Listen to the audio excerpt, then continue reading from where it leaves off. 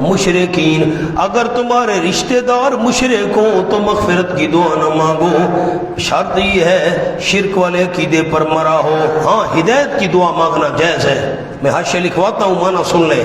ما کان للنبی، نہیں جیز نبی صلی اللہ علیہ وسلم کے اے گل نبی نال ڈھک دی نہیں، پیغمبر نال ٹھان دی نہیں، نبی کے مناسب نہیں ہے، اور والذین آمنوا، اور وہ لوگ جو ایمان لے آئے ان کے لیے بھی مناسب نہیں ہے، جائز نہیں ہے۔ کیا بات؟ ان یستغفروا للمشرکین، کہ بخشش مانگے مشرکین کے لیے۔ جنازے کی بات نہیں ہو رہی۔ لوگ کیا کہتے ہیں جی ہم گئے تھے، جب وہ دعا کرنے لگے تو ہم باہر نکل آئے جنازے سے، اصل کام تو تم نے کر لیا ہے۔ نہیں سمجھ آئی آپ کو؟ ہاں جی، وہ جو جنازے کے بعد دعا مانگنے لگے نا، میں باہر نکل کر کھڑا ہو گیا، اصل کام تو تو نے کر لیا ہے جنازے والا۔ اللہم اغفر لحینا و میتنا، خالی جنازہ نہیں، شرک پر موت آ گئی ہے بعد میں بھی نہیں کہنا اللہ جھلیس، اللہ بخشیس، بعد میں بھی بخشش کی دعا نہیں کرنی۔ اللہ کو پتہ تھا نہ لوگ کہیں گے رشتہ دار ہے جی، کیا کریں، والد ہے، بیٹا ہے، بھائی ہے، فرمائے والا او کانوا لی قربا، اگرچہ قریبی رشتہ دار بھی کیوں نہ ہوں، من بعد ما تبین لہم، بعد اس کے کہ واضح ہو چکا ہے ان کے لیے۔ کیا بات واضح ہو چکی ہے مومنوں کے لیے، نبی کے لیے؟ انہم اصحاب الجحیم، یقیناً وہ جہنمی ہیں۔ اوپر لکھے یعنی کفر پر مرے ہیں۔ اگر یقین ہو جائے کفر پر موت آئی ہے، بخشش کی دعا بھی نہیں مانگنی۔ وما کان واجبا، ہمیں کہا جا رہا ہے بخشش کی دعا نہ مانگو مشرکوں کے لیے۔ ابراہیم علیہ السلام کیوں مشرک باپ کے لیے دعا کرتے رہے؟ لکھے شبہ، ابراہیم علیہ السلام نے اپنے مشرک باپ کے لیے دعا کیوں مانگی؟ ابراہیم علیہ السلام نے اپنے مشرک باپ کے لیے دعا کیوں مانگی؟ فرمایا وما کان استغفار، نہیں تھا بخشش مانگنا ابراہیم علیہ السلام کا اپنے والد کے لیے، الا مگر ام موعدۃ، بوجہ ایک وعدے کے، ان کا معنی بوجہ ایک وعدے کے، وعدہ وعدہ کیا تھا ابراہیم علیہ السلام نے اس کا، ایاہ اپنے والد سے، فلما تبین لہ، جبکہ بعد واضح ہو گئی حضرت ابراہیم علیہ السلام کے لیے، انہ عدو للہ، یقیناً وہ والد دشمن ہے اللہ کا۔ دشمن اللہ کا کیا معنی نیچے لکھے، یعنی کفر پر مرا ہے۔ جب بات واضح ہو گئی کفر پر مرا ہے، تبرأ منہ، بری ہو گئے حضرت ابراہیم علیہ السلام اس سے، استغفار مانگنا چھوڑ دیا۔ تبرأ کا مطلب استغفار مانگنا چھوڑ دیا۔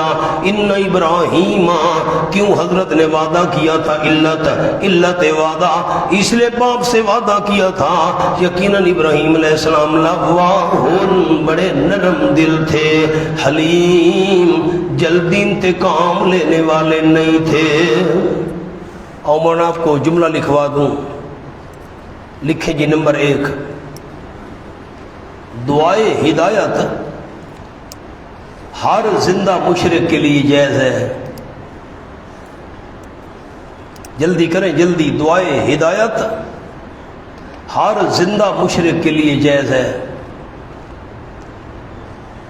نمبر 2، مہر جباریت کا علم ہو جائے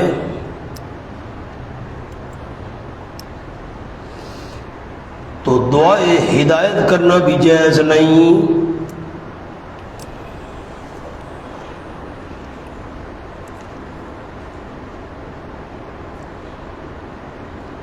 نمبر 3، مہر جباریت کا علم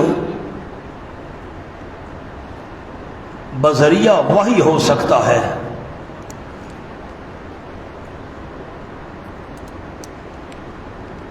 اور یہ سلسلہ حضرت صلی اللہ علیہ وسلم کی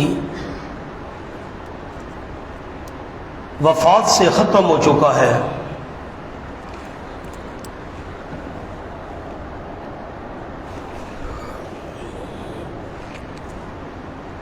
بس اب مہر جباریت کو تو ہمیں پتہ چلے گا نہیں، پھر لکھے نوٹ، یوں دعا کرے کہ اے اللہ جن کفار و مشرکین پر مہر جباریت نہیں لگی ان کو ہدایت عطا کر،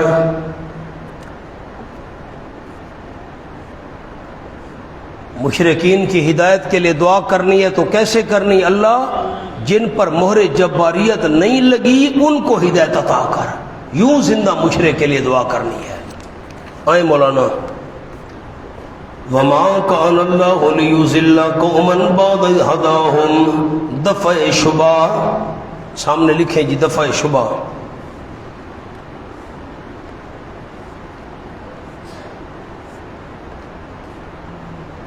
اور اللہ ایسا نہیں کہ کسی قوم کو ہدایت دینے کے بعد گمراہ کر دے۔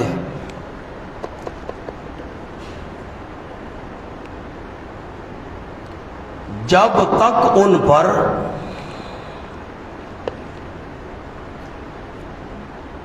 یہ بات واضح نہ کرے کہ انہیں کن باتوں سے بچنا ہے۔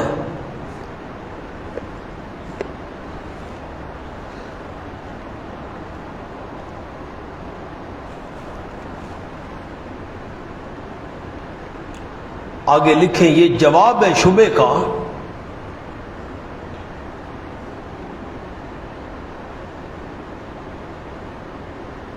کہ جو ہم نے استغفار کیا اس پر مواخذہ تو نہیں ہوگا۔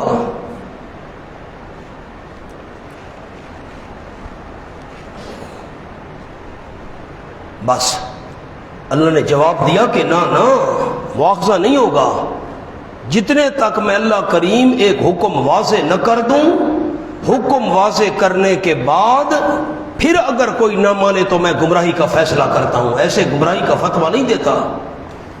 وما كان الله ليضل قوما، نہیں اللہ کریم کہ گمراہی کا حکم لگائے۔ لیضل کا کیا معنی ہے؟ ترجمے والے قرآن میں آپ کو یہ معنی نہیں ملے گا، ہاں یہ مغالطے نکال دیں آپ۔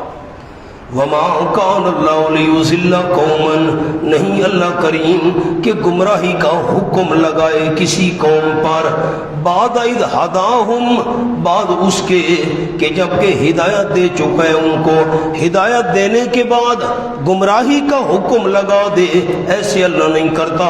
حتی یبین لہم، یہاں تک واضح کر دے ان کے لیے، ما یتقون، وہ چیزیں جن سے بچنا ہے، جن چیزوں سے انہوں نے بچنا ہے، جتنے تک وہ چیزیں اللہ واضح نہ کر دے اللہ گمراہی کا فتویٰ نہیں لگایا کرتا، گمراہی کا حکم نہیں لگایا کرتا۔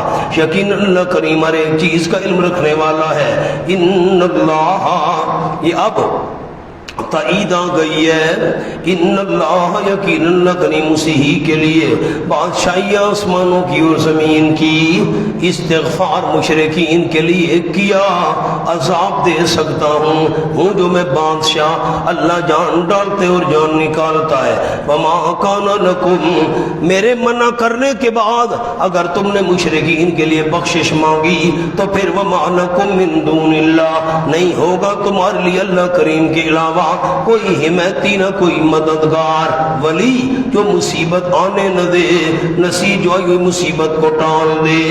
لقد تاب اللہ علی النبی والمہاجرین والانصار، سبحان اللہ، بشارت مجاہدین تبوک، بشارت مجاہدین تبوک۔ لقد تاب اللہ علی النبی، البتہ تحقیق مہربانی فرمائی اللہ کریم نے نبی صلی اللہ علیہ وسلم پر، والمہاجرین، اور مہاجرین پر اور انصار پر۔ یہ کیسے ہے؟ نبی کو ساتھ ملا دیا، مہاجرین کو نبی کے ساتھ ملا دیا، انصار کو نبی کے ساتھ ملا دیا۔ فرق ہے مولانا، فرق نبی کے اوپر لکھنا ہے نبوت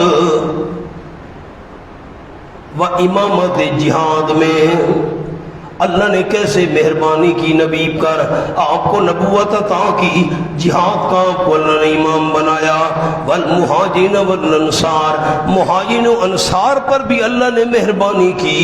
نیچے جملہ جہاد میں پکے رہے، جہاد میں پکے رہے، اللہ نے ان پہ مہربانی کی۔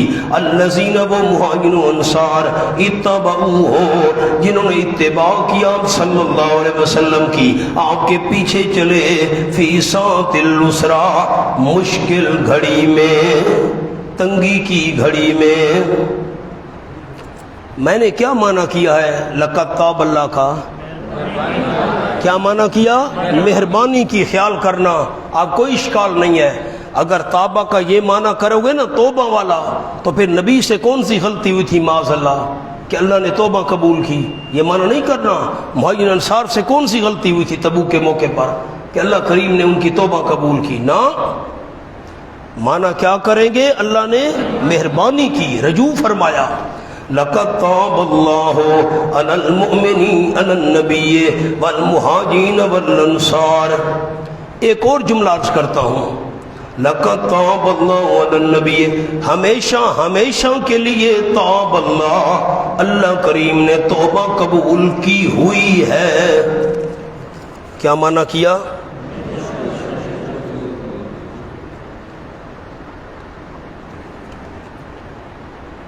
کیا معنی کیا؟ ہمیشہ ہمیشہ، مراد دوام توبہ، لکھیں جی، مراد دوام توبہ، یعنی ہمیشہ ہمیشہ کے لیے توبہ منظور کر لی ہے۔ یہ دوسرا قول عرض کر رہا ہوں، یعنی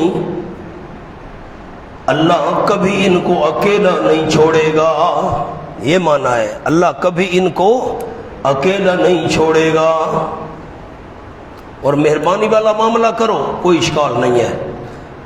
من بعد ما قادا، بعد اس کے قریب تھے، یزیغ قلوب فریقن، کہ ٹیڑے ہو جاتے دل ایک جماعت کے، ٹیڑے ہوئے نہیں، قریب تھے ٹیڑے ہو جاتے دل ایک جماعت کے ان میں سے، ثم تاب علیہم، پھر رجوع کی اللہ کریم نے ان پر۔ نیچے لکھیں یعنی سنبھال لیا، یعنی سنبھال لیا، انہ بہم رؤوف الرحیم، یقین اللہ کریم ان کے ساتھ نرمی کرنے والا ہے، شفقت کرنے والا، رحم۔ یہ دل ٹیڑے ہونے سے کیا مراد ہے؟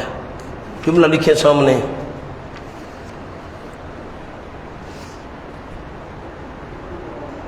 گرمی کا موسم، جلدی جلدی کریں مولانا، مہربانی کریں، گرمی کا موسم، لمبے سفر کی تکالیف، کھجور کی فصل تیار،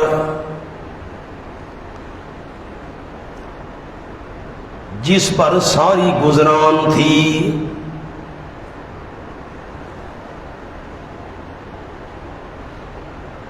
ان وجوہات کی وجہ سے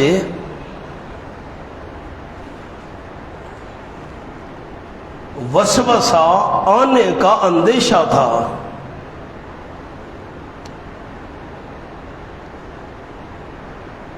لیکن اللہ نے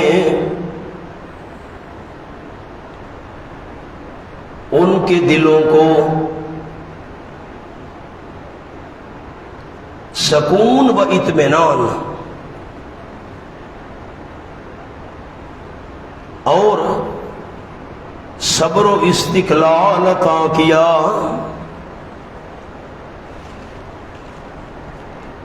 بس وسوسے آنے کا خطرہ تھا، گرمی کا موسم ہے، 700 کلومیٹر سفر ہے، پھر کھجور پکی ہوئی ہے، جائیں کہ نہ جائیں، وسوسہ آنے کا اندیشہ تھا، اللہ نے وسوسہ آنے ہی نہیں دیا، دل قریب تھے، وسوسہ ان میں آتا، لیکن نہ۔ آؤ مولانا، وَعَلَى الثَّلَاثَةِ الَّذِينَ خُلِّفُوا سبحان اللہ، یہ آ گئے وہی تین بندے عَلَى الثَّلَاثَةِ، اس کا تعلق بھی لَقَدْ تَابَ سے ہے۔ لَقَدْ تَابَ، لَقَدْ تَابَ اللہ، اللہ کریم نے رجوع فرمایا، مہربانی کی ان تین پر۔ اب اس کا عطف کس پر ہے؟ یہ النبی پر۔ لقد تاب اللہ علی النبی، لقد تاب اللہ علی الثلاثۃ الذین، البتہ تحقیق مہربانی کی اللہ نے تین بندوں پر، الذین وہ تین بندے، خلفوا جو پیچھے چھوڑے گئے تھے۔ کیا مطلب ہے پیچھے چھوڑے جانے کا؟ نیچے لکھیں من قبول التوبہ، من قبول توبہ، توبہ قبول کرنے سے پیچھے چھوڑے گئے تھے۔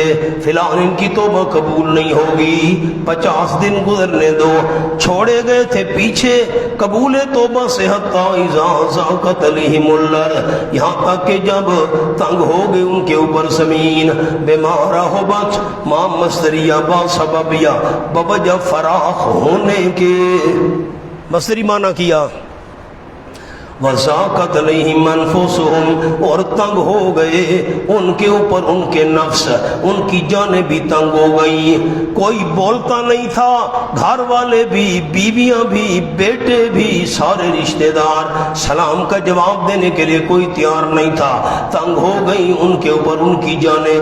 وَظَنُّوا، انہوں نے یقین کر لیا، اللہ ملجا من اللہ الا الیہ، کہ نہیں کوئی جائے پناہ اللہ کی طرف سے الا الیہ، مگر اسی ہی کی طرف، جائے پناہ ہے تو اللہ کریم ہی کی طرف ہے۔ ثم تاب علیہم، پھر خاص توجہ فرمائی اللہ نے ان پر، تابہ پر لکھے خاص توجہ، اللہ نے خاص توجہ کی ان پر، لیتوبوا، تاکہ آئندہ بھی توبہ کرتے رہیں۔ کیا معنی ہے لیتوبوا؟ آئندہ بھی توبہ کرتے رہیں، اگر کوئی کمی بیشی ہو بھی جائے آئندہ توبہ کرتے رہیں۔ ان اللہ هو التواب الرحیم، یقیناً اللہ وہی ہے توبہ قبول کرنے والا، رحم کرنے والا۔ یا ایھا الذین آمنوا اتقوا اللہ وکونوا مع الصادقین، ترغیب اخلاص، اے ایمان والو اتقوا اللہ، اللہ کریم سے ڈرتے رہو، وَقُونُوا مَعَ الصَّادِقِينَ، اور ہو وہ سچ بولنے والوں کے ساتھ۔ صادقین کے نیچے لکھے قولاً وَنِيَّةً وَعَمْلًا، قولاً وَنِيَّةً وَعَمْلًا، کس بات میں سچے، بات کے بھی سچے، نیت کے بھی سچے، عمل کے بھی سچے، ان کا ساتھ دو۔ مولانا جملہ لکھیں یا ایھا الذین آمنوا اتقوا اللہ کا، ان تین کی توبہ تقوی اور سچ کی وجہ سے قبول ہوئی، اس لیے یا ایھا الذین آمنوا پوری آیت ہے، مومنو تم بھی تقوی نہ چھوڑنا، سچ نہ چھوڑنا۔ ہاں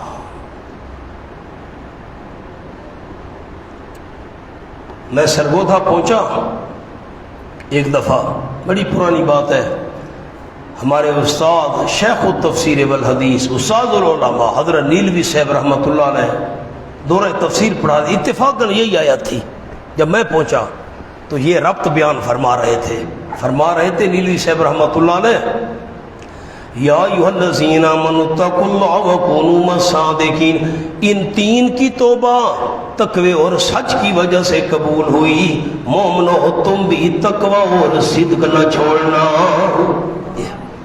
کونوا مع الصادقین، اس پر ایک جملہ لکھ لیں، مع صادقین پر، کونوا مع الصادقین حاشیے پر نمبر 1، اشارہ کہ قیامت تک سچے لوگ مسلمانوں میں رہیں گے،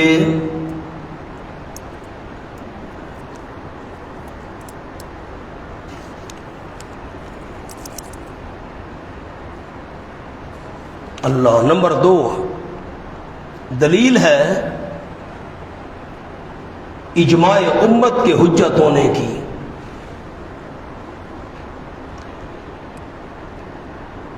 کہ سب مسلمان گمراہی پر جمع نہیں ہو سکتے، بلکہ صادقین بھی رہیں گے۔